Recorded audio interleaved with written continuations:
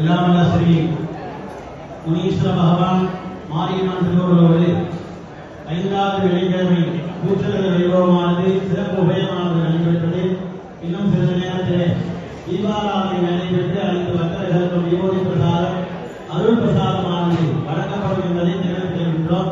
அதேபோல் பக்தர்களுடைய கையில போட தங்க காப்பு ஏதோ கீழே மிஸ் ஆயிட்டு யாருக்கையாவது தென்பட்டது அப்படின்னா கீழே கிடந்தது யாருக்கையாவது தென்பட்டது அப்படின்னா நம்மளுடைய ஆலய அலுவலகத்திலே அதை கொடுத்து யாருடைய பொருளோ அதற்கான கரெக்டான அடையாளத்தை எப்படி இருக்கும் என்ன என்பதை சொல்லி அடையாளத்தெல்லாம் என்னதுதான் அப்படிங்கிறத சொல்லி அதன் பிறகாக ஆலய அலுவலகத்திலிருந்து பெற்றும்படி கேட்டுக்கொள்கின்றோம். தீபாராதனையாக நடைபெறுகிறது.